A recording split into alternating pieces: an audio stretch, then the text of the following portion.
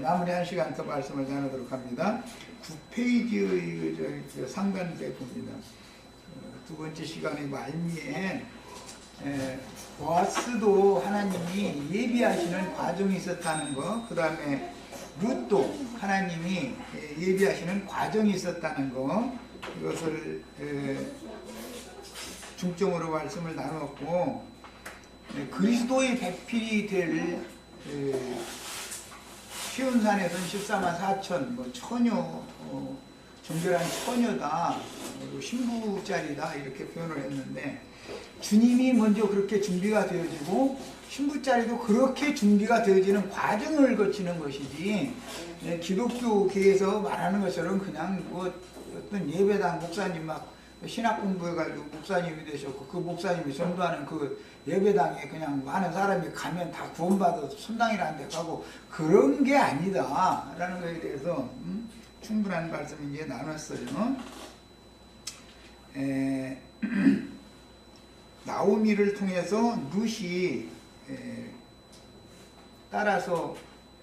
나오미를 따라서 나오미의 고향으로 돌아올 수밖에 없는 과정, 여기까지 했고, 자, 이렇게 암울한 이야기로 시작된 룻기는 창세기 서두에서 아담이 아내와 함께 금령의 실과를 따먹고 변절함으로 하나님의 말씀을 버렸다는 거죠. 하나님의 저주가 임하여 그들의 기업인 에덴 동산에서 쫓겨나 동산 밖에서 고통받는 인생을 살다가 징벌의 기한이 차서 희년이 되어 생명의 처소로 돌아오게 된 구속사에 대한 기록이므로 그리스도의 영을 받아 분명하고 확실한 구속을 받은 산자의 체험. 우리 하나님은 산자들의 하나님이지 죽은 자의 하나님이 아니죠. 체험으로나 있도록 허락하신 책이 룻기다. 뭐 성경이 다 그렇지만 룻기는 구속사를 아주 요약한 거죠. 이방인의 구원은 어떤 과정을 거쳐서 이방 교회를 세우게 되는가, 이걸 지금 요약한 거예요. 보의 근원인 아브라함의 아내 사레가 그 땅의 기근을 피하기 위해 애굽에 남편과 함께 내려가서 본 남편인 아브라함을 떠나 바로의 종이 되어 고통받는 인생을 살다가 하나님의 구원을 받아 본 남편과 함께 약속의 땅으로 돌아왔고, 두 번째 흉년을 만나서 그랄 왕 아비멜렉으로 보내어졌다가 돌아와서 할례 받은 새 남편을 통해서 아브라함을 통해서 사라가 마침내 하나님의 신 이삭을 생산하였습니다. 이것이 여자가 해산함으로 구원을 얻는 비밀이에요.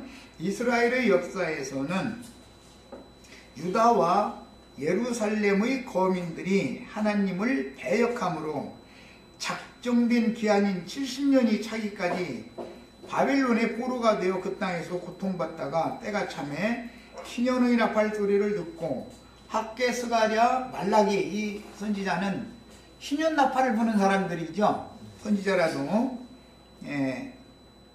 예레미야, 에스겔, 다니엘은 신년이 곧 온다 라는 것을 예언을 했고, 신년이 왔을 때 다니엘이 신년이 왔을 때 기도를 했죠.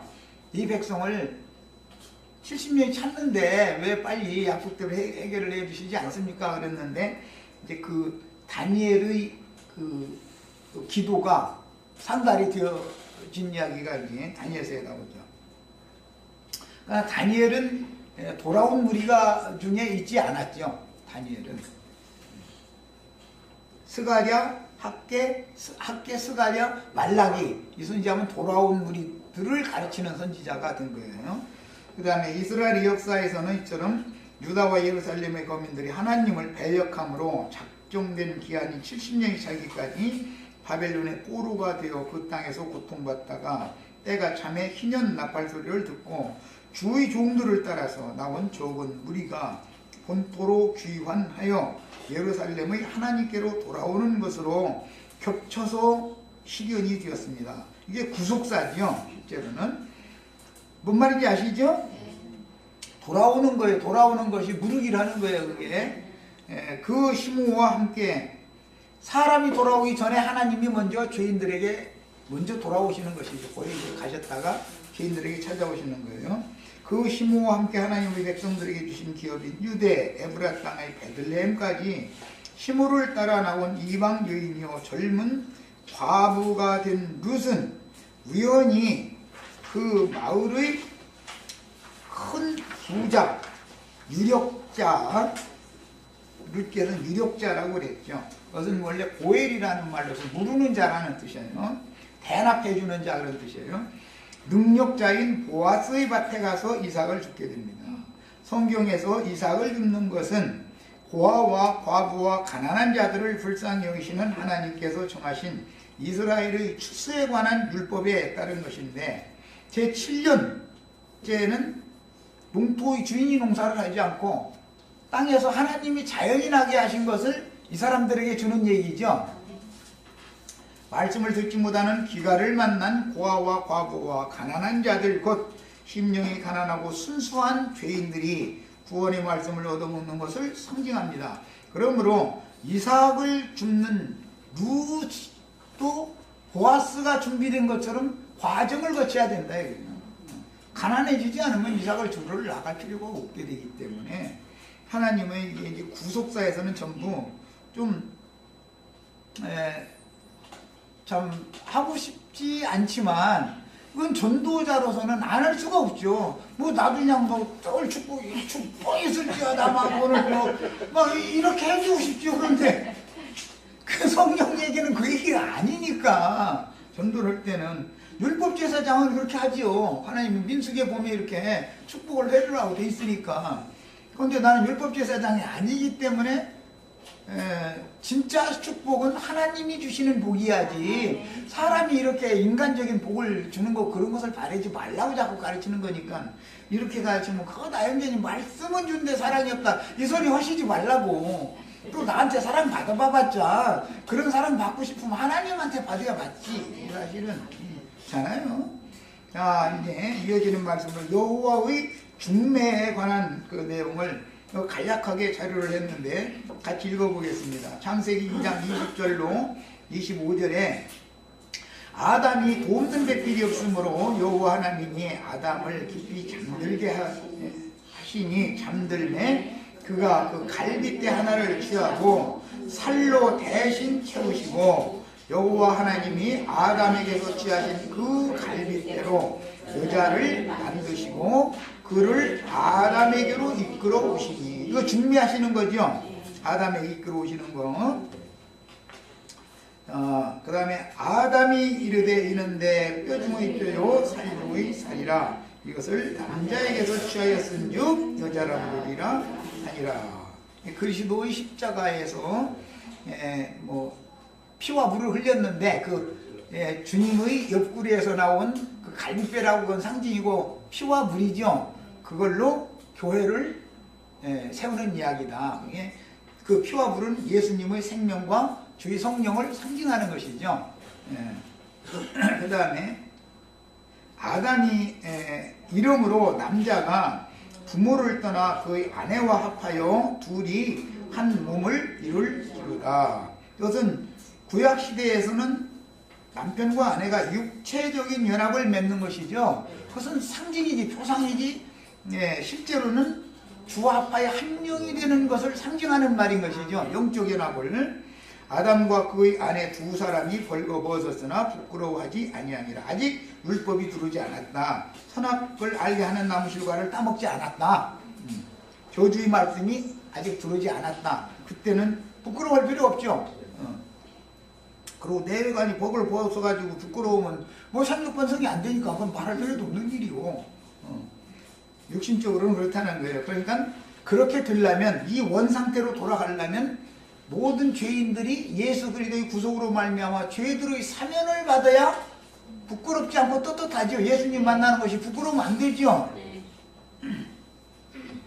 자, 요한복음 6장 44절 창세기 말씀을 인용한 내용이에요. 나를 보내신 아버지께서 이끌지 아니하시면 아담에게로 이끌어오신 그 말씀을 지금 신약에서 예수님이 적용하는 거잖아요. 당신 자신에게 아담이 예수님이 되는 거죠. 이제 그리고 이제 하와는 아버지께서 예수님에게로 이끌어다 준 믿는 신자들이지 이제 제자들이지 이렇게 적용이 된 거죠. 아버지께서 이끌지 아니하시면 아무도 내게 올 수 없으니 중매는 누가 해야 된다? 하나님이 중매를 해야만 되는 것이다 그 말이죠. 부역장님이 중매하는 게 아니죠.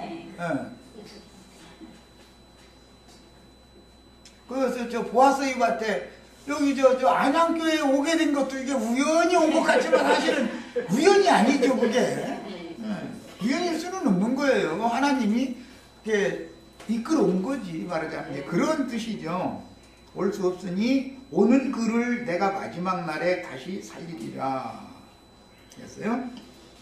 선지자의 글에 그들이 다 하나님의 가르치심을 받으리라 기록되었은즉 주님께로 하나님이 중매하여 이끌어오신 것은 하나님의 가르침을 받으라고 이끌어온 거죠. 아버지께 듣고 배운 사람마다 내게로 오느니라. 요한복음 10장 2절 문으로 들어가는 이는 양의 목자라. 문지기는 그를 위하여 문을 열고 나도 하는 게 지금 문지기 노릇하고 있는 중이죠. 주님은 양의 문이고 주의 성령의 하늘의 문을 여는 사람이 필요하다는 건 문지기가. 또 저 시편 읽다 보면 주의 궁정에 문지기로 하루를 사는 것이 저 부자론가 부자로서 천년을 사는 것보다 낫다 그러니까 문지기 되셔야 된다고 그랬는데 그게 뭔 말인지 알고서 또 그게 또 해야지. 지금 보아스가 문지기 노릇 해주는 거잖아요. 그런데 이게 실제로 보아스에게를 중매를 할 때는 시어머니가 했죠. 르기에서는 시어머니가 하라는 대로 하니까 보아스에게 실각이 된 거잖아요. 시어머니는 성령의 역할을 한 것이지. 그러니까 자, 양은 그의 음성을 듣나니 그는 신랑 그 양의 목자의 음성을 듣나니 그 말이에요. 그래 하나님의 가르침을 받으니까 그가 자기 양의 이름을 각각 불러 인도하여 내느니라. 이 인도라는 이 용어가 구약 성경에 요벨이라고 하는 그 양뿔 그 용어에서 나오는 말이에요. 다 자기 양을 다 내어 놓은 후에 앞서가면 양들이 그의 음성을 아는 거로 이 말은 주님이 부는 나팔 소리를 들을 귀가 열렸다 그 말이겠죠. 따라오되 타인의 음성은 알지 못하는 거로 타인을 따르지 아니하고 도리어 도망하느니라. 27절 28절 내 양은 내 음성을 들으며 나는 그들을 알며 그들은 나를 따르느니라. 내가 그들에게 영생을 주노니 영원히 멸망하지 아니할 것이요 또 그들을 내 손에서 빼앗을 자가 없느니라. 요한복음 이제 17장 6절로 10절입니다. 세상 중에서 내게 주신 사람들에게 세상 중에서 예수님께 주신 사람들은 하나님이 주님의 아내들 신부될 사람들을 하나님이 중매해줬다. 아버지가 중매해줬다. 지금 그 말이죠. 내가 아버지의 이름을 나타내었나이다. 그들은 주님께 아버지께서 주신 양들 아버지의 것이었는데 원래는 구약 시대에는 아버지의 것이죠. 신약 시대에는 이제 그 아들의 것이 되는 거예요. 내게 주셨으며 그들은 아버지의 말씀을 지켰나이다. 지금 그들은 아버지께서 내게 주신 것이 이것은 아버지의 말씀을 말하는 거예요. 또 하늘과 땅의 모든 권세를 말하는 거예요. 다 아버지께로부터 온 것인 줄을 알았나이다. 나는 아버지께서 내게 주신 말씀들을 그들에게 주었사오며 그들은 이것을 받고 내가 아버지께로부터 나온 줄을 참으로 아오며 아버지께서 나를 보내신 줄도 믿었사옵나이다. 내가 그들을 위하여 비옵나니 내가 비옵는 것은 세상을 위함이 아니요 내게 주신 자들을 위함이니이다. 아들에게 아버지께서 주신 자들이 딱 있다는 거예요. 그들은 아버지의 것이로소이다. 내 것은 다 아버지의 것이요 아버지의 것은 내 것인데 아버지의 것이 내 것이다라는 말 예수님이 내가 상속자다 그 말이죠. 내가 받아들여서 율법을 이루는 상속자다 그 말이에요. 내가 그들로 말미암아 영광을 받았나이다. 남편은 아내 이쁘면 영광스럽죠. 어디 가서 자랑하려면 빠지지는 않아요. 그 말이죠. 이뻐 이랬다가는 그 사람이 칠풍이고만 그럴까 하면서 그럴까 하면서 그냥 어디 내놔도 빠지지는 않아요. 아니 누구 안에는 빠지나? 그러니까 말이야. 빠진 보려고 장가 들었어 그래. 참. 그들은 아버지의 것이로소다. 내 것은 다 아버지의 것이요 아버지의 것은 내 것이온데 내가 그들로 말미암아 영광을 받았나이다. 야, 주님의 대필로 인침을 받은 영혼들은 하나님의 말씀 여호와께서 친히 마다들에게로 중매하여 짝을 맺어주심으로 현세에도 주님의 양은 주님의 신실한 중매자들에게 맡겨서 신랑께로 중매하게 하시는 것이다. 예, 이것은 결국은 중매자는 말씀을 말하는 것이죠. 하나님이 중매를 하는 거니까 말씀으로 중매를 받는 거예요. 실제로는. 그러다 보니까 대언자가 필수적으로 세워져야죠. 이제 고엘이 필수적으로 세워져야 되는 얘기예요. 그러니까 신실한 중매자는 반드시 아직 어려서 몽해를 매기 전에 콧두레를 채우고 몽해를 매게 하여, 야곱의 콧두레는 라헬했죠? 못 알아들었어요? 알아들었어요? 하나님 콧두레 딱 떼놓고 나서는 꼼짝 못하게 만드는 거예요. 사람 막대기 여삼촌이 계속 후려치는데도 콧두레가 꼈으니 뭐 코 꼈으니 어떻게 어디 가도 못하고 꼼짝 못하고 해야지. 순종을 배워야지. 참 재밌어 성경이 그거 보면.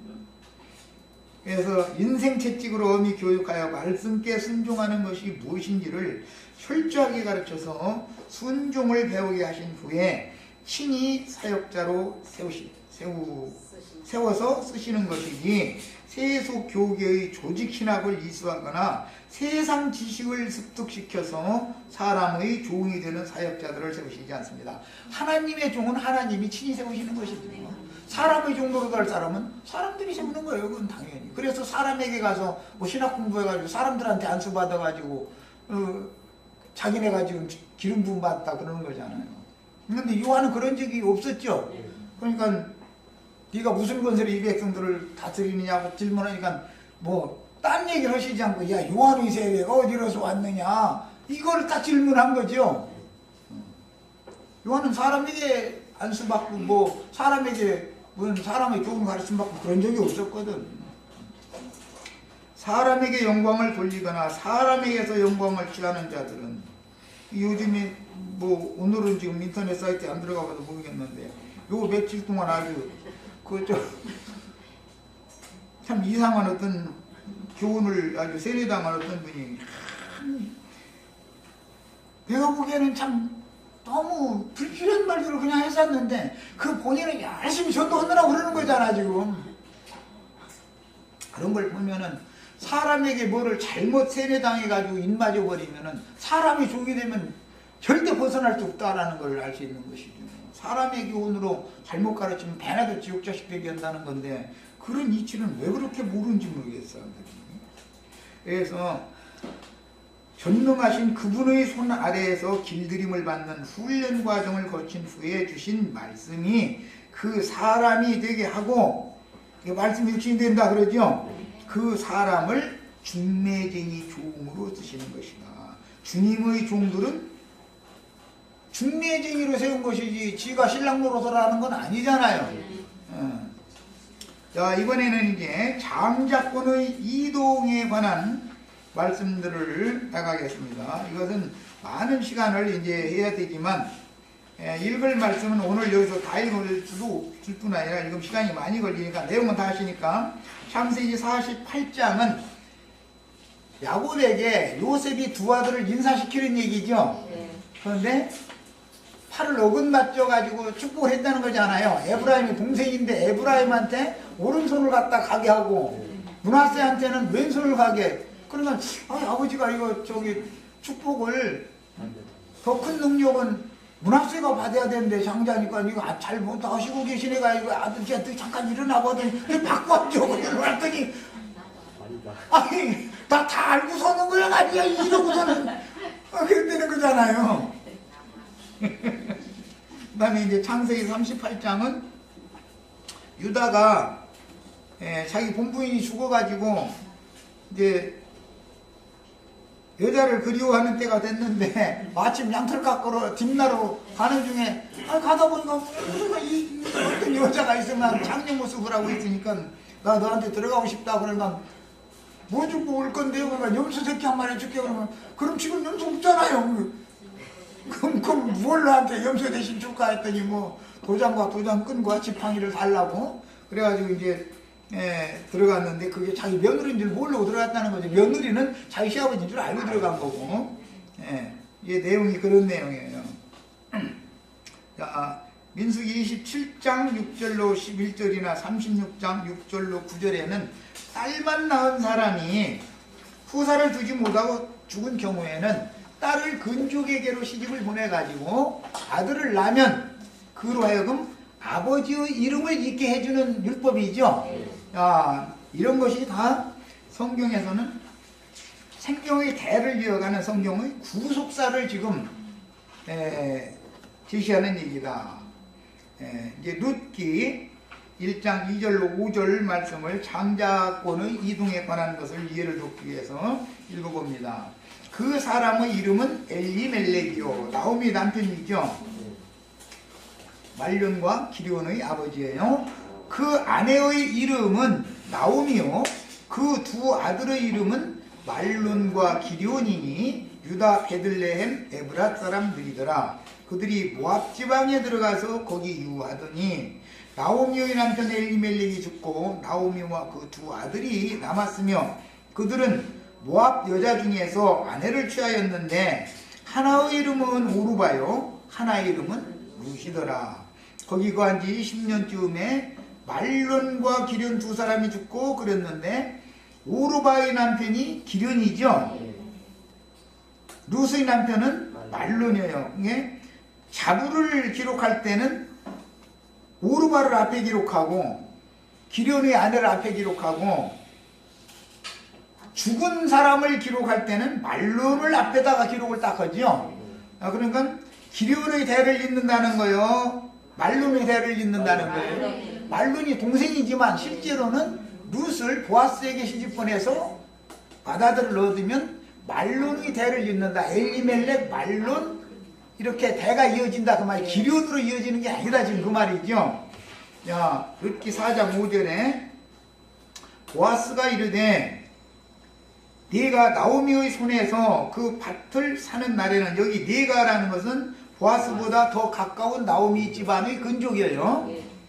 밭을 사는 날에 곧 그 죽은 자의 아내 모압 여인 룻에게서 사서, 실제로는 나오미가 관할권이 있죠. 시어머니가 아직 안 죽었으니까. 그런데 룻에게서 사야 된다. 그런데 관할권은 나오미가 가지고 있다. 이렇게 말이 나오죠. 그래서 그 죽은 자의 기업을 그의 이름으로 세워야 할지니라. 그의 이름으로라는 것은 룻의 남편 말론의 이름으로 이어야 된다. 그 말이단 말이에요 지금. 자, 그런데 나오미의 손에서, 나오미 그 관할권을 가지고 있는 나오미의 손에서 엘리멜렉의 밭을 살 때는 반드시 룻을 사야 된다라는 거예요. 그러니까 밭과 룻을 동격으로 보는 거죠. 뭔 말인지 아시겠죠? 네.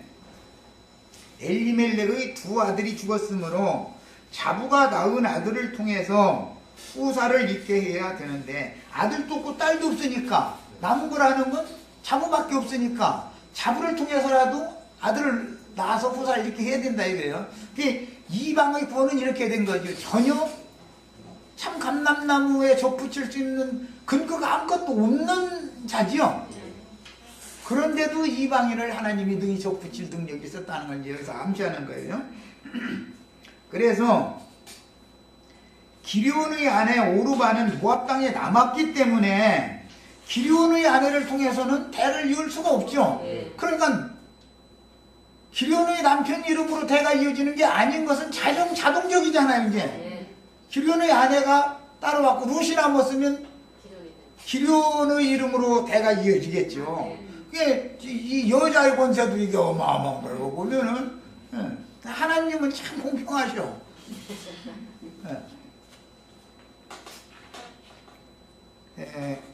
오르바는 모압 땅에 남고 룻만 시므와 함께 돌아왔으므로 당연히 룻을 통해서 후사를 이어야 하기 때문에 엘리멜렉 누구? 말론, 그 다음에 룻이 낳은 아들인데 룻의 아들이 아니고 나오미의 아들로 대가 이어진다 지금 이 말이란 말이에요. 예. 자, 성경은 구속사를 다루고 있으며 육신에 있는 사람, 즉 이방인의 이름으로 대가 이어지면 안 되죠. 그러니까 당연히 나오미의 이름으로 입적을 시켜야 된다 이거예요. 이방인이 난 아이지만, 요셉이 이방인에게 난 아이지만 야곱이 그래서 자기의 것으로 입적을 시킨 거잖아요. 이걸 접붙임이다 그래요. 접붙임이라고 그러죠. 참 감람나무에 너희가 접붙여졌다. 우리 이방 구원을 말할 땐 그렇게 말하잖아요. 근데 우리 같은 사람도 구원하시는데 자기 백성 회복시키는 것은 누워서 떡 먹기죠. 쉬운 죽 먹기죠. 그것도 모르고서 괜히 이스라엘 12지파가 무슨 회복이 있느냐 이걸 떠들면 말도 안 돼. 이방인들이 우리도 구원을 받는데 자기 백성을 하나님이 완전히 버리는 일이 어디가 있어. 하나님 이 구속사를 너무 지금 모르고 있어 보면. 자, 성경은 구속사를 다루고 있으며 육신에 있는 사람, 즉 옛사람이 하나님을 섬기는 혼적 그리스도인들과 영에 있는 사람, 곧 새사람이 성령을 따라 봉사하는 영적 그리스도인들에 대해서 다루는 이야기다. 구속을 일단 받았는데 혼적인 신자들이 있고 영적인 신자들이 있고 이렇게 또 나누는 얘기다 이거예요. 세상 사람과 구속받은 사람을 일단 나누고 구속받은 사람 중에서 혼적인 사람과 영적인 사람을 또 나눈다 지금 그 얘기다 말이에요. 그러니까 뭐 부르심을 받았을지라도 빼내심을 또 받는 얘기가 그래서 나오는 거예요. 구속사에서는 대개 쌍둥이 형제를 다루고 있는데 말론과 기련 형제는 확실하지 않으나 구속사에서 형은 언제나 겉사람을 대표하고 동생은 언제나 속사람을 대표하며 형은 좌편 강도로 동생은 우편 강도로 나타나죠. 이 좌편 우편 이것은 므낫세와 에브라임이 이게 축복한 데서 온 거죠. 우스로는 므낫세가 우스 쪽에 가게 하려고 처음에 아버지가 잘못하시는 것 같아가지고 야 요셉이 야 너희들 일어나봐 그러고 너희 자리 바꿔 그랬더니 아 이제는 또 반대로 또 이렇게 버리는 거잖아. 그래서 아버지 지금 잘못하시는데요. 그러면 이쪽이 저기 므낫세예요. 그래서 나 다 알아 그러더라는 거예요. 눈이 어두워서 못 본다고 그랬죠. 그런데 다 안다는 것은 영감을 알고 있다 그 말이겠죠 당연히. 이렇게 성경에는 비밀스럽다. 이것은 열하기로 준비된 진노의 그릇은 형이요. 혈육이라는 것은 형으로 상징하죠. 육신에 있는 사람, 겉사람. 멸할 그릇이지만 남겨두어서 구원을 베푸신 그릇은 동생으로 실현된 속에 숨을 불어서 지은 돌그릇으로 상징하는 속사람은 긍휼을 입을 사람이다. 근데 원래는 세상에서는 육체가 오른편이죠. 언제나. 그래서 아이 그게 아닙니다 하고서 이렇게 바꿔서 했는데도 또 손을 또 갖다 바꿔 또. 아버지가 뭘로 그런 게 아니라 다 알고 그랬다는 거예요. 이것은 다 상징이죠. 하나님은 겉사람은 멸하기로 준비된 그릇이기 때문에 사랑하실 수가 없는 거고 속사람은 멸할 자들 중에서도 긍휼을 입을 자들이기 때문에 사랑하신다 지금 그 말이단 말이에요. 이런 이치를 모르기 때문에 기독교계가 칼빈 예정설이라는 걸 주장하는 거 아니에요. 얼마나 황당한 얘기예요. 칼빈 예정설이라는 게 말도 안 되는 소리지. 형은 육신에 있는 사람 곧 죄가 구하는 육체대로 살다가 죽어서 흙으로 돌아가야 할 죄인이요 동생은 하늘이 준비하신 구속을 받아 위로부터 다시 나서 위로부터 오는 저주를 선입고 위에 계신 하나님의 세계로 데려감을 받아 영생할 하나님의 사람이니 하나님이 의롭다 하신 신령한 사람은 언제나 우측 사람으로 상징한다. 예수님이 그래 죽으실 때도 우측과 좌측에 두 사람이 같이 못 박혔는데 좌편 강도는 네가 오늘 나와 나거리에 쓰리라 소리 들었어요? 못 들었어요? 못 들었죠? 우편 강도는 그 말씀을 들었죠? 그러니까 벌써 창세기 48장에서부터 우수로 축복하느냐 좌수로 축복하느냐 이미 다 나와 있는 얘기다. 여러분.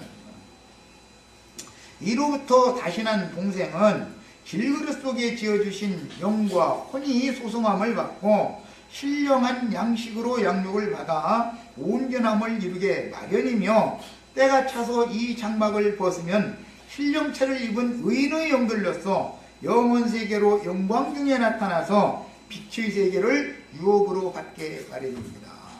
혈과 육은 그러니까 하나님 나라를 유업으로 받는다 못 받는다? 못 받는 거예요. 겉사람은 절대로 아무리 훌륭해도. 그러나 하나님은 아무리 못났지만 속사람을 결과적으로는 구원시켜서 하나님 나라의 상속자로 세워주신다. 이 얘기가 룻기에서 말하는 구속사의 핵심이다 이런 말이에요. 자, 육신적인 출생에서 장자라도 장자의 명분과 권리가 그 동생에게 주어지는 내용을 기록하는 성경을 읽을 때는 누구의 이름을 앞세우는가, 후사상속을 할 때 누가 앞에 이름이 나오는가, 이렇게 중요한 것이죠. 세상에서의 그 장자권을 얘기할 때는 이름이 앞에 나오면 손해나죠. 하나님 나라의 상속에 관한 말씀을 할 때 이름이 앞에 나와야 되잖아요. 네. 그래서 성경을 읽을 때는 이런 일을 누구 이름이 언제 앞에 나오는가 이것을 유심히 살펴서 읽어야 된다. 성경의 흐름을 따라 구속사에 맞춰서 장자권의 이동을 다루기 때문에 유의하며 읽어야 합니다. 잘 알려진 내용은 이삭의 아내인 리브가가 쌍태를 낳았는데 형은 에서지만 야곱이 장자의 명분과 권리를 차지하게 되므로 형제 간에 엄청난 갈등을 빚게 되는 내용을 읽을 수가 있습니다. 다음에는 요셉이 애굽 여인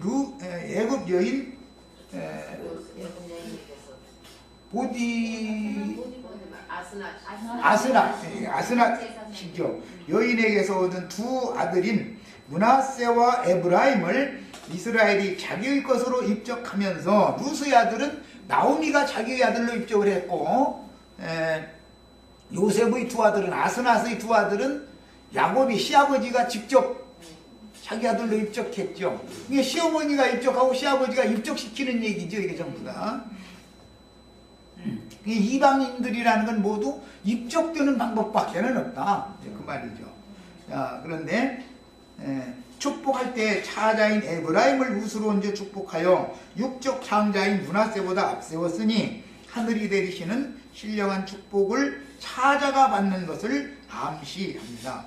룻기는 이방 죄인들의 구속사를 다루고 있으며 룻의 시부인 엘리멜렉과 나오미의 두 아들 기련과 말륜의 두 아내들에 대하여 기록하고 있는데, 육적인 장자는 기련이었고 맏며느리는 오르바였습니다. 그러나 오르바는 모압 땅에 남고 둘째 며느리인 말론의 아내 룻이 나오미를 시어머니를 따라서 에브라 땅 베들레헴으로 왔기 때문에 이제는 오르바를 통해서 후사를 이을 수는 없게 됐죠. 이제 어차피 작은 며느리지만 작은 며느리가 낳은 아들을 통해서 장자권을 이어가게 하는 것이다. 이런 것이 다 비밀이라는 거예요. 성경에 감춰진. 그러나 차자인 말론의 이름을 앞세우고 말론의 아내였던 룻을 통해서 보아스가 낳은 아들 오벳이 다윗의 할아버지죠. 오벳은 그는 내용을 기록해 나가고 있으므로 성경이 말하고자 하는 장자 상속에 대한 의도를 정확하게 파악해야 된다. 하나님은 겉사람은 미워하시고 속사람은 사랑하신다라는 것을 계속해서 암시하고 있는 것이다. 그런 말이에요. 위에 인용한 룻기의 시작 말씀에서 엘리멜렉의 후사는 말론으로 기록하여 기련의 이름보다 앞에 세웠지만 두 아들의 아내들을 언급할 때는 의도적으로 맏며느리인 오르바 이름을 앞세웁니다. 그런데 오르바는 따라오지를 않았기 때문에 상속이 될 수가 없게 된 거죠. 이제 자동적으로. 룻기 4장 9절 10절 보아스가 장로들과 모든 백성에게 이르되 내가 엘리멜렉과 기련과 말론에게 입던 모든 것을 나오미의 손에서 산 일에 너희가 오늘날 증인이 되었고, 여기에서는 기련이 앞서죠. 또 말론의 아내 모압 여인 룻을 사서 여기에서는 자부 이야기를 할 때는 말론이 딱 나와버리죠. 왜? 기련의 아내는 여기 안 왔으니까. 그렇죠? 나의 아내로 취하고, 이건 보아스가 하는 말이에요. 그러니까 나오미가 관할권을 가지고 있는 엘리멜렉의 밭을 드물러서 살려면 그 방법은 밭값만 치러주는 것이 아니라 룻의 실제로는 몸값을 치러주는 얘기다, 그런 말이죠. 예. 그러니까 밭을 되사는 얘기는 룻의 몸값을 치르는 얘기인 거예요. 이게 대납자라고 그러죠. 고엘이라고 그래요. 그 죽은 자의 기업을 그 이름으로 잊게 하여 그 이름이 그 형제의 중과 그것 숙문에서 끊어지지 않게 하매 너희가 오늘날 증인이 되었느니라. 창세기 38장 유대인의 그 접붙임 구원에 관한 말씀을 할 때는 자기 며느리인지 모르고 몸값을 지불하는 걸 약속만 했었었죠. 그런데 나중에 본물을 가서 주려고 했더니 그 동네는 장녀가 없습니다 이래가지고 그 본물을 주지 못하고 그냥 그 약속만 주고서 끝낸 거잖아요. 그런데 신약에 와서 예수님이 본물을 딱 와가지고 내가 너희 조상 유대지파의 조상인 유다가 그 며느리 다말에게 약속한 본물이 나요. 나 여기 왔어. 내가 그인 줄 너희가 믿지 않으면 너희 죽어. 그러니까 이 미친놈이가 여기서 헛소리하고 있어. 이게 이런 거지. 말하자면 구속사에 대해서 깨달음이 전혀 없었던 거죠. 성경을 구절적으로는 그렇게 잘 아는데도 왜 그래요? 계시가 없다 이런 말이에요. 계시가. 룻기를 마무리하는 4장에서 보아스가 하는 말을 살펴보면 엘리멜렉의 두 아들을 언급할 때 기온의 이름을 앞세우지만 상속권자의 아내를 언급할 때는 말론의 아내 룻을 앞세우는 것을 보게 되는데 이게 누구 이름이 언제 앞에 나오느냐라는 것은 누구를 앞세우느냐의 문제이기 때문에 이건 굉장히 중요한 문제다 이거예요. 에브라임을 므낫세보다 앞세웠더라 거기서부터 나오는 말이잖아요. 창세기 48장에서부터 아들이 죽었으므로 그 아내인 자부를 통해서 대를 이어야 하기 때문입니다. 아들이 없으면 딸이 이어야 되는데 딸도 없어. 그럼 어떻게 이제 며느리라도 갖다가 손자를 낳게 만들어 가지고 대를 이어가게 하는 것이죠. 근데 이제 구약 성경은 원래 이제 신약 성경에는 밭이 4가지 밭이었었잖아요. 뭐 좋은 밭, 뭐 자갈밭, 뭐 풀기 앞장, 가시덩굴밭, 또 뭔 밭이잖아요. 예? 돌밭, 길가밭, 돌밭, 가시덩굴밭, 옥토밭 이렇게 내셨는데 구약에는 셋밖에 안 나오니까 이것도 또 좀 이제 좀 얘기하기가 좀 그렇죠.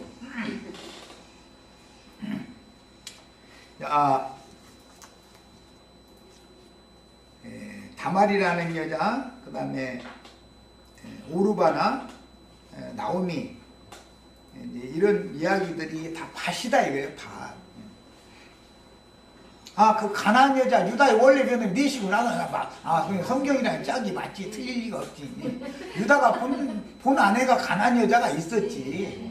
그런데 그 가나안 여자가 낳은 그 아들을 하나님이 다 죽였지. 그래서 다말을 통해서 이제 그 대를 이어가게 한 거지.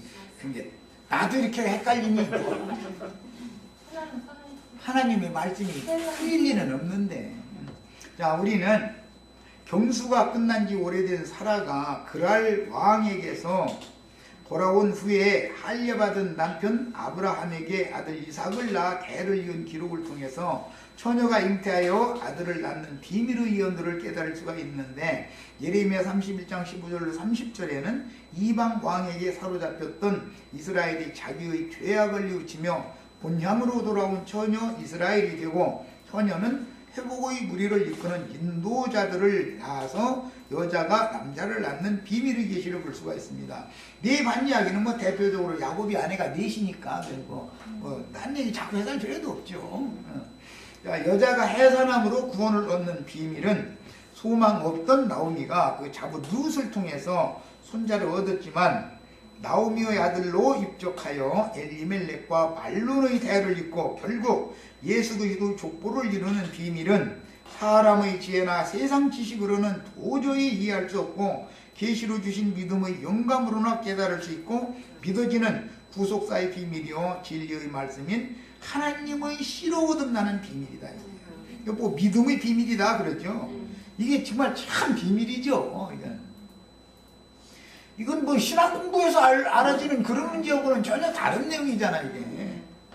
야곱은 요셉이 애굽의 태양신 사제인 보디베라의 딸 아스낫을 아내로 맞아 므낫세와 에브라임을 얻어서 야곱 앞에 이제 인사를 시켰죠. 우여곡절 끝에 그 부친 이스라엘에게 인사를 시키니 그 자리에서 이스라엘은 두 손자들을 자신의 아들로 입적하였습니다. 그러므로 선지자는 이스라엘이 이방 땅에 사로잡혀간 것을 비유로 설명할 때 아스낫이 자식이 없어진 것을 슬퍼한다 라고 하지 않고 에브라임과 므낫세가 북쪽의 머리지파죠. 그러면 아스낫이 슬퍼한다 이래야 되잖아요. 그런데 아스낫이 슬퍼한다고 하지 않고 라헬, 야곱의 사랑하던 아내인 라헬이 슬퍼한다 이렇게 돼 있죠. 그 자식이 없어진 것을 슬퍼하는 것으로 예언했고 이스라엘의 백성들 중에 징벌을 받고 돌아올 때 처녀 이스라엘이 자식으로도 않는 것으로 예언을 했던 것입니다. 신약 성경에서는 이방인들 중에서 구원을 얻고 사역을 담당하는 하나님의 아들들을 족부침을 받아 즉 양자로 삼은 아들이라고 하였는데 이들이 부활의 아들이요 하나님의 아들로서 부활하신 예수님의 형제들이니 예수 그리스도의 부활하심으로 거듭나게 하심을 받은 하나님의 아들들인 것입니다. 이제 이렇게 족붙인 아들 보고는 헬라어에 쓴 거죠. 휘오데시아라 해가지고 휘오데시아 카페도 있고 아주 기독교계 보면 휘오데시아라는 말 되게 좋아하죠. 휘오데시아라는 단어는 모노스 데오스 이건 유일신의 그 호칭이에요. 그 아들이란 휘오스라는 이 두 단어의 합성어로 보아서 하나님의 아들이라고 이해하는데 로마서 8장 15절 23절 9장 4절 에베소서 1장 5절에서 사용하였습니다. 성경은 이렇게 이방인이 유대인에게 접붙여져서 하나님의 아들로 입적되는 것을 성경이 전부 다루고 있다. 이렇게 구속과 장자권에 따른 후사 상속에 관하여 단일한 의도를 가지고 기록하고 있어서 성경이 말하고자 하는 장자권의 이동을 후속사의 목적에 맞추어 일관된 흐름을 따라 기록한 하나님의 비밀한 경륜에 관한 책이 곧 성경임을 바르게 인식하고 읽어야 합니다. 이런 내용을 알고 성경을 볼 줄 알아야 되는 거예요. 제일 중요한 것은. 룻의 전 남편이 엘리멜렉 가문의 영적 기업을 상속받을 후사이므로 그의 아내 룻을 아내로 맞아 그녀에게서 낳은 맏아들로 말론의 대가 끊어지지 않게 해야 한다는 내용은 구속이라는 의미를 정확히 대변해 주는데 값주고 사서 되물은다라는 의미의 구속이라는 뜻 중에는 생명의 대를 잇게 해준다는 의미의 후사 상속에 대한 문제가 결론이기 때문입니다. 후사 상속권, 후사로서 하나님 나라를 누가 상속할 거냐? 이것이 사실은 구속사의 결론이다. 지난 시간에 말미부분에 말씀드렸던 것들은 그래서 예수님이 출생하는 계보도 보면 다윗 왕의 두 아들의 계보가 이렇게 양쪽으로 두 갈래 흘러나오죠. 그런데 마리아는 헬리의 딸이죠. 헬리는 마리아라고는 딸밖에 없는 거예요. 아들을 못 둔 거예요. 후사가 마리아밖에 없는 거예요. 그러면 딸만 둔 사람은 동일한 지파에 시집을 보내가지고 맏아들을 얻어가지고 그를 자기 아들로 입적을 시켜야 되는 문제가 율법에 나와 있었기 때문에 예수님이 마리아와 요셉을 통해서 예수님이 탄생되면 그 맏아들은 육적인 맏아들은 헬리의 이름으로 입적이 되는 거다 이거예요. 헬리의 이름으로. 그래서 요셉을 아버지라고 영적 아버지라고 하는 게 아니죠. 마리아를 영적 어머니라고 하지 않는다 이거예요. 이런 이치를 알아야 된단 말이야. 이것이 성경의 모든 구속사를 예수를 통해서 실현한다는 걸 보여주는 거예요. 창세기 인용한 말씀을 조금만 읽고 그럼 마치도록 하겠습니다. 이것은 아브라함 이야기인데 구속사의 장자권이 이렇게 이동되는 문제는 아브라함부터 이게 시작이 되기 때문에 창세기 11장 24절로 32절 나홀은 29세에 데라를 낳았고 데라의 아버지 이름이 나홀이 있고 데라의 아들 이름 중에 나홀이 있어요. 데라를 낳고 데라를 낳은 후에 119년을 지내며 자녀를 낳았으며 데라는 잘 봅니다. 데라는 아브라함의 아버지죠.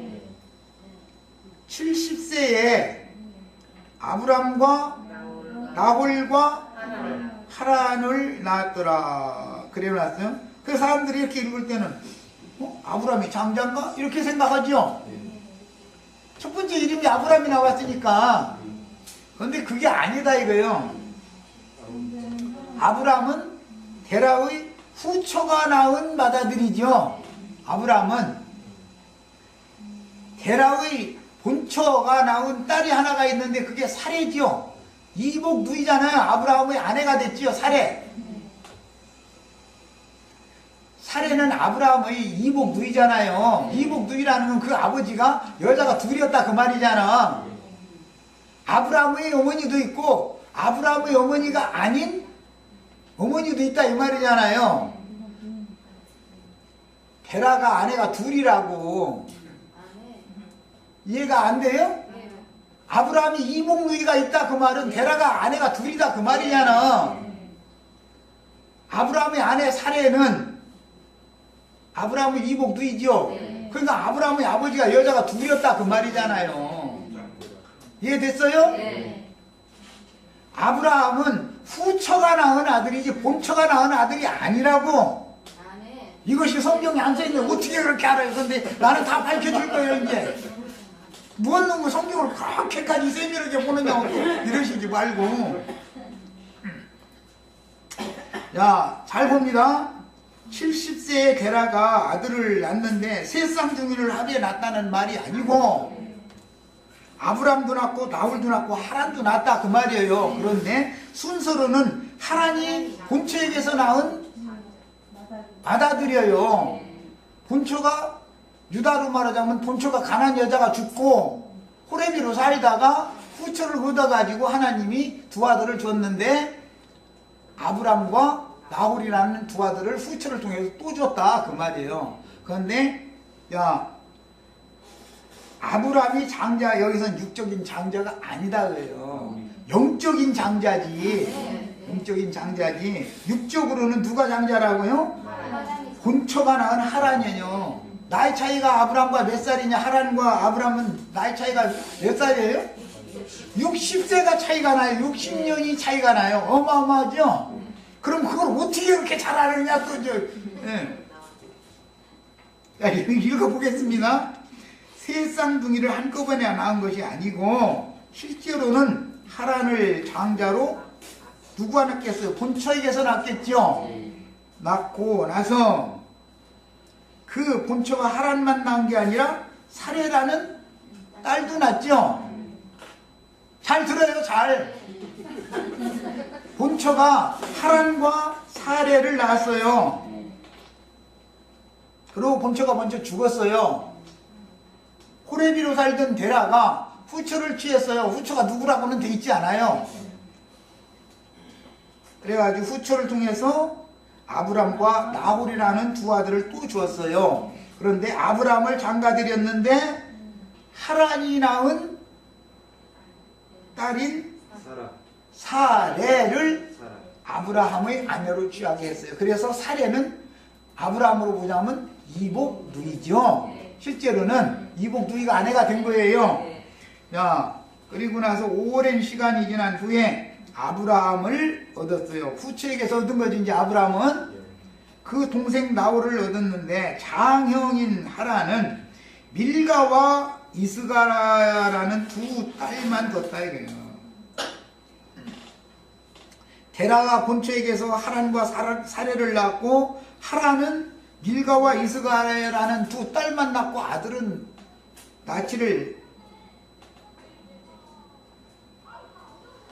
아들은 롯이라는 아들이 있지. 하란의 아들이지. 밀가와 이스가라는 두 딸과 롯이라는 아들 하나를 낳았지. 하란이 죽기 전에. 자, 아브라함의 동생인 나홀은 장조카인 하란의 딸 밀가한테 장가들었죠.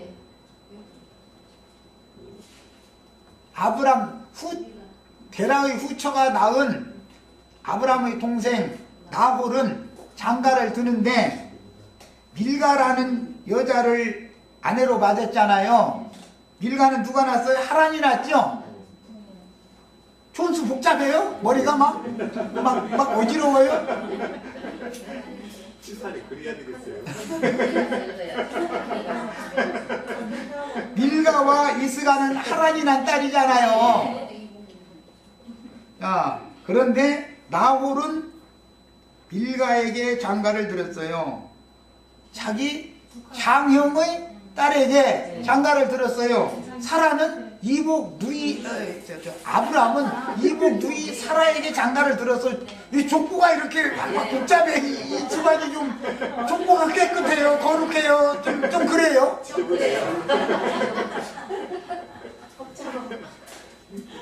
그래서 족보 자랑하지 말라는 거예요. 디모데서에 그래서 족보 자랑하지 말라는 얘기 나온 거예요. 신약 성경에 뭔 얘기가 나오면 족보 자랑이라 다 소용없어. 혈통이라는 건 다 하나님 나라에서는 다 그 소용없는 짓이요. 그게 족보 자랑할 육체 있어요, 없어요? 없어요. 우리 족보 양반이라고요? 양반 아닌 사람 손 들어봐.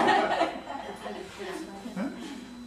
다 역적 자손도 되고 다 양반 자손도 돼. 왕조가 바뀌면 역적이 양반이 되고 또 이게 또 바뀌면 또 역적이 또 양반이 되는 거예요. 그러니까 다 쓸데없는 자랑할 것 없어. 그래서 신약성경 족보 자랑하지 말라 다 그러는 거예요. 예수님 족보가 거룩해요. 좀 그래요. 좀 그래요. 우리 같은 사람이 구원받으려면 예수님 족보가 좀 그래야 돼요. 깨끗해야 돼요.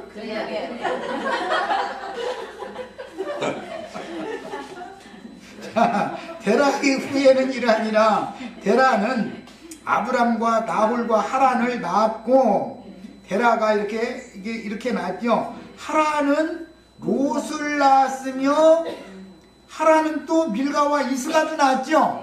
네. 그러고서 하란은 그 아버지 데라보다 먼저 죽었더라는 거예요. 갈대 우르에서. 그러니까 본 마누라가 난 셋 남겨놔두고 죽은 거예요. 아버지 데라가 홀로 외롭게 한참을 지내다가 어떤 여자를 만났는데 족보가 깨끗한 여자 만났을 것 같아요. 좀 그런 여자 만났을 것 같아요. 재혼을 한다는 것은 언제나 좀 그런 사이끼리 만나죠. 누구도 시험 들지는 마세요. 누구도 시험 들 필요 하나도 없어. 다 초혼은 그래도 큰소리 칠 만한 사람끼리 만나지만 초혼은 유대인의 신앙을 상징하는 거죠. 그래서 자신들은 의롭다고 자꾸 여기는 거예요. 신약 백성들은 재혼을 한 상태이기 때문에 좀 그런 사이끼리 만나. 양쪽에 혹이 좀 하나씩 달려있고 이래 다 보면 그런데 이 사람이 서로를 불쌍히 잘 살아. 이 얘기를 하는 거예요. 족보 이야기 모르면 성경을 뼈대요. 족보라는 것은 성경을 읽을 때 족보를 모르면은 이 사람은 성경을 전혀 모르는 사람, 구속사를 모르는 사람이야. 또 이렇게 말하면 그러면 우리 다 재혼해야 된다 이러시지 말고 그냥 전혀 총각이 만나서 100년 해보면 최고로 준 거고 그건 최고로 준 거고 세상 가니까. 그러나 성경의 구속사라는 것은 차자를 장자가 되게 하는 이야기를 하기 때문에 족보가 이렇게 복잡하다 이거예요. 그런데 족보를 모르고서 성경을 읽어가지고는 성경을 사실은 전혀 모르는 사람이다 이거예요. 아브람과 하란이 나이 차이가 막 60년이나 된다. 그거 뭐 어떻게 그렇게 잘하느냐고 이제 읽어볼 거예요. 아브람과 나홀이 장가를 들었는데 아브람의 아내 이름은 사레며 이게 이북누이죠. 그러니까 데라의 본처가 낳은 딸이죠. 한테 장가를 들어요. 나홀의 아내 이름은 밀가니 밀가는 하란이 난 딸이죠. 그러니까 나홀의 장형, 나홀의 어머니 아닌 이복형이지. 이복형 하란이 낳은 딸이 밀가예요. 촌수로는 족한테 혼인을 하게 된 거예요. 그러니까 족보 얘기하면은 내세울 것이 없어요. 그냥 그저 그래. 그냥 아주 나쁘다고 누구도 말 못하니까.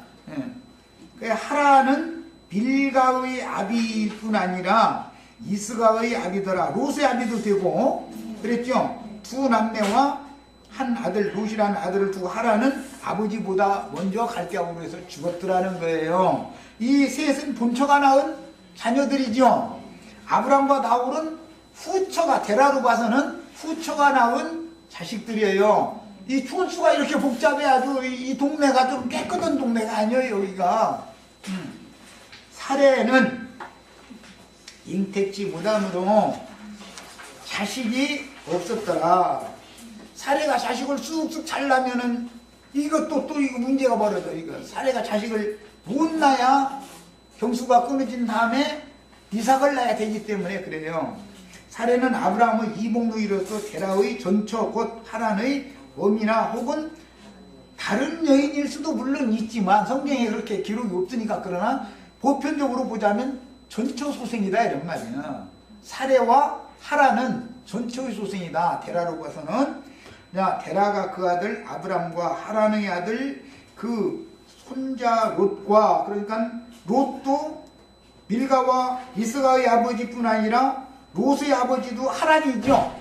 그 이남 일녀를 두고 데라의 전처가 죽은 거예요. 죽었는지 뭐 이혼을 했는지 난 자세히 뭐 안 써있으니까 거기까지 모르겠고, 어쨌든 그 자부 아브라함의 아내, 여기 자부라고 해놨지만 실제 촌수는 뭐예요? 데라의 자부가 사례라고 돼 있지만 실제 촌수는 뭐냐고. 아, 본처가 낳은 딸이잖아. 뭐 이렇게 대답을 못해. 아직도 이게 이 오락가락이 이 촌수가 이런 계산이 안 나오는가 봐. 아직도. 아브라함의 아내라고 해서 자부라고 했지만 실제로 촌수로는 아브라함의 이복 누이니까 데라로 해서는 딸이잖아. 맞아요? 그러니 대답을 할까 말까 하는 이런 지체들 데리고도 이거 촌수를 가르치려니 이게 정말 보통 문제 아니야. 이게 아주. 아브라함의 아내 데라의 딸 사례를 데리고 갈대아 우르에서 떠나 갈대아 우르에서 하란이 죽었죠. 맏아들이. 가슴 아픈 장소예요. 여기가 데라로 해서는. 가나안 땅으로 가고자 하더니 하란에 이르러, 이 하란성이라는 것은 유브라데 티그리스 강, 거기에 왼쪽에는 하란성이 있고 오른쪽에는 나홀성이 있죠. 그래서 그게 다 데라의 족보에 들어간 사람들의 지역이다. 이게 거기가. 이르러 거기 거하였으며 데라는 줄쳐놓습니다. 205세를 향수하고 하란에서 죽었더라. 데라가 몇 살에 죽었다고요? 205살에 죽었어요. 아까 70세에 아브람, 나홀, 하란을 낳았더라 이런 게 세 쌍둥이를 70세 때 낳았다는 말이 아니단 말이야. 70세 때는 실제로는 누구를 낳은 거예요? 하란을 낳은 거지. 데라의 70세 때 본부인을 통해서는 장자가 누구라고요? 하란을 낳은 거예요. 후처를 통해서 아브람과 나홀을 낳은 거라고요. 창세기 12장 4절을 또 봅니다. 이에 아브라함이 여호와의 말씀을 쫓아갔고 롯도 그와 함께 갔으며, 롯은 하란 성의 상속자지요. 하란의 아들이니까. 그런데 롯도 축복을 준다 그러니까 삼촌 따라서 가서 자기가 축복 뺏들으라는 마음을 먹고 땅을 기업인 하란성, 아버지 이름이 하란이잖아요. 하란성을 까지 여기서 뭔 소망이 있으랴. 시골에서 저기 농사 지게 날마다 지게 주고 배찜이나 전하려고 이렇게 하다가 늙어서 죽느니 아버지 말 안 듣고 내가 가서 성공하리라 하고서 작대기하고 지게를 개울창에다가 거꾸로 콱 박아놓고 떠나는 거예요. 여기 시골 논 이거 다 필요 없다 이거요. 내가 이 논에 매달렸다가는 나 여기서 빼부러지겠다 이놈이고, 이 짐지고 다니는 게 너무 힘들다. 그래서 이제 그냥 지게를 받쳐놔두고 속으로 가면은 기다리니까 아버지가 못 기다리게 하려고 했더니 지게를 거꾸로 개울창에다가 농수로에다가 쳐 박아놓고 작대기 갖다 꽉 꽂아놓고서는 가야지. 그렇잖아요. 이것도 안 해본 사람은 몰라 또. 이건 경험이 필요해. 신앙이라는 거는. 예.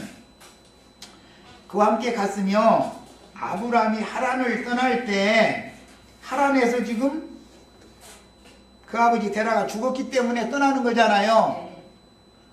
하란 성은 데라의 맏아들의 이름으로 데라가 유전해 준 성이잖아요, 거기가. 그런데 거기를 떠난단 말이에요. 지금 아버지가 살아계신 동안은 못 떠나잖아요. 그러다가 아버지가 죽고 나니까 이제 떠나는데, 그 떠날 때 아브라함의 나이가 몇 살이었더라? 75세였다. 그러니까 아버지가 죽을 때는 205세고 아브라함이 75세 때 떠났으니까 실제로 아브라함을 낳은 때는 데라가 130살 먹었을 때 아브라함을 낳은 거지 70살 먹었을 때 아브라함을 낳은 얘기가 아니다 그 말이요. 이제 이해하셨어요? 산수 계산 잘 하셔야 돼. 그래 성경 읽으려면. 70세에 난 건 장형인 본초가 낳은 하란을 얘기하는 거고, 아브라함을 70세에 낳은 게 아니다 이거예요. 아브라함은 실제로는 데라의 130세 때 낳은 거다 그래요. 130세 때. 그럼 그 계산이 어떻게 나오냐? 데라가 죽을 때 아브라함이 75세였으니까 당연히 아브라함은 데라가 130세 때 아브라함을 낳았다는 뜻이 아니야 이 말이요. 그러니까 장형과 아브라함의 나이 차이는 여기에서 70세를 또 빼야 되겠죠? 그러면 몇 년 차이가 나는 거예요? 60년이나 차이 나게 하란과 아브라함의 나이가 60년이나 차이가 나는 얘기를 지금 한 거예요. 그러면서 아브라함은 이복 누이 얘기를 해놨기 때문에 데라는 아내가 둘이라는 거 기본적으로. 그 다음에 하란을 70세에 낳고 그 다음에 아브라함은 130세에 낳았기 때문에 장형 하란과 아브라함의 나이 차이는 60세나 차이가 된다. 늦게서 하나님이 두 아들을 새로 준 거예요. 야, 가인이 죽자마자 아벨 낳은 것이 아니다라는 말이에요. 둘째 아들 낳는 건 쉬운 게 아니야. 영적 장자를 낳는 것은 그렇게 간단하게 나오는 게 아니야. 이스마엘을 낳고 나서 한참 지나야 이삭을 낳지요. 그냥 연년생으로 막 낳더라 막 이래버리면은 얼마나 얘기가 간단해. 그런데 그렇게 내용이 간단한 게 아니다 이거요. 형을 낳는 것은 여종을 통해서 이스마엘을 낳고 한참 지나서 본처를 통해서 다시 회복된 태를 통해서 약속대로 이삭을 낳고, 이런 얘기가 성경의 구속사. 그래서 형이 동생이 되고 동생이 형 되는 얘기, 장자권이 이동되는 얘기를 하려면 우리는 아브라함의 자손이니까 아브라함의 족보 이야기부터 잘 알아야 된다는 말이에요. 자, 이 시간 여기까지서 마칩니다. 산수 이 내용 잘 읽어보고 나서 산수 계산 잘 하세요. 그리고 촌수 계산 잘 한번 해보세요. 예. 이런 말이 이해가 안 돼.